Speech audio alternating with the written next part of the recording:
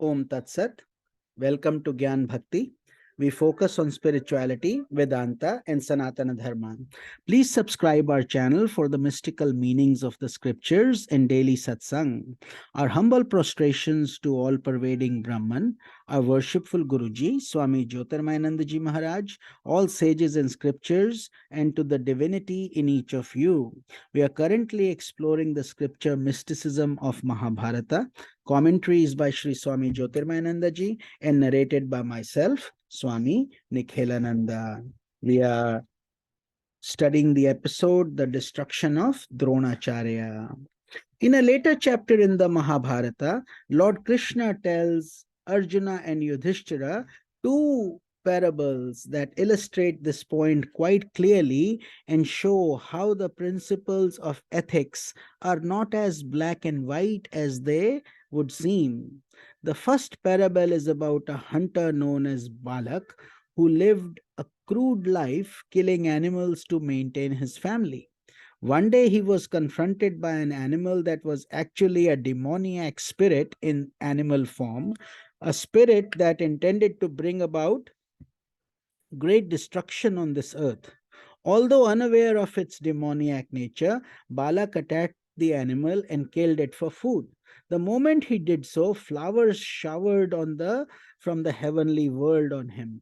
Though killing the animal for food was an act of violence, it became a form of virtue because the hunter had saved so many creatures by destroying one who was a great danger to all. On the other hand, once there was a learned Brahman known as Kaushika, who was practicing austerity by the confluence of rivers. He had taken a vow of speaking the truth at all times. One day, some men were being chased by violent robbers and they took shelter close to the hermitage of Kaushika Muni in order to escape their evil pursuit. The robbers ran up to the ascetic and said, "Have you seen any men hiding here among the bushes?" Kaushika knew that these cruel robbers had violent intentions. However, because he had taken a vow of speaking the truth, he told the robbers where the men were hiding. In a flash, the robbers went after the men and destroyed them right in front of Kaushika. As a result of his utterance of truth, the Brahman had to go to the hellish worlds for a long time. Thus, as Krishna was teaching in these stories, virtue and vice are highly relative terms. At times, what appears as vice may be a virtue, and what appears as virtue may actually be a vice. Similarly, the words that Krishna persuaded Yudhishthira to speak to Dronacharya were apparently untrue, but at the same time they were necessary to bring about the ultimate victory of the forces of virtue.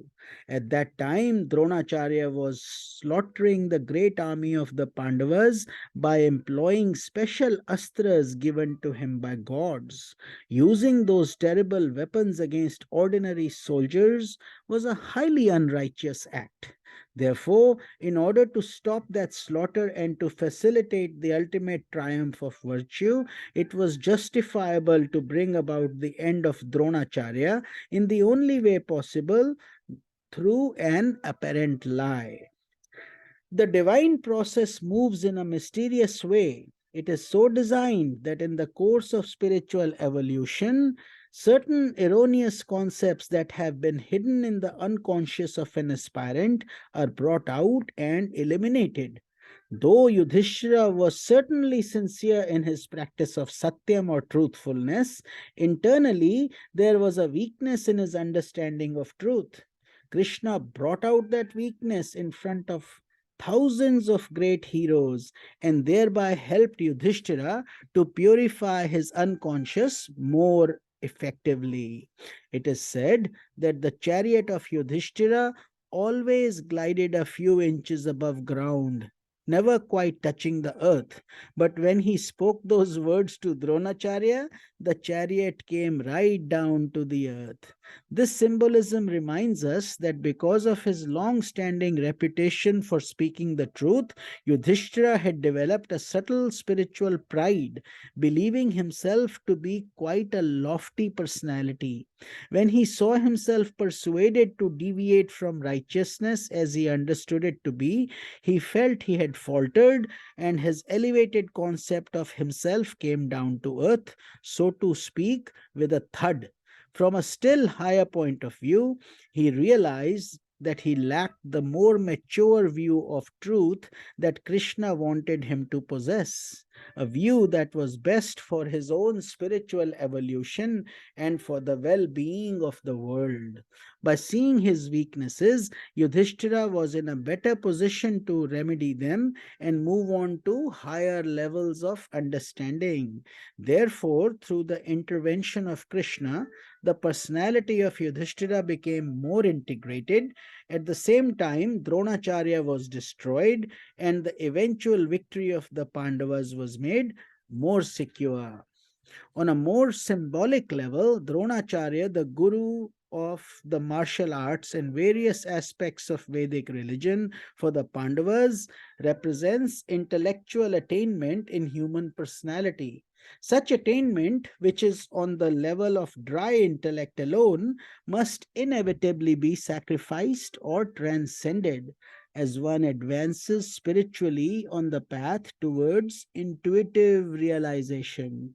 Therefore, in Krishna's divine scheme, the ritualistic and intellectual knowledge symbolized by Dronacharya, as well as the immature intellectual grasp of truth possessed by Yudhishthira, were mutually sacrificed to facilitate the emergence of higher truth. Finally, through episodes such as the destruction of Dronacharya, the Mahabharata again illustrates the amazing fact that what seems impossible to accomplish can become possible through divine assistance. Again, the scripture proclaims that an individual should not burden his mind with the idea that certain obstacles can never be removed. In the beginning of the Mahabharata war, Arjuna could not have imagined that he would ever be able to kill Bhishma, Jayadratha, Dronacharya, and others who were practically invincible. But as he surrendered himself to Krishna's will, he discovered that nothing was impossible for him. Faith in God and surrender to his will can work wonders. Out of love for his devotee, God arranges to remove all obstacles from his path, no matter how unsurmountable they may seem. Hari Om Tat Sat.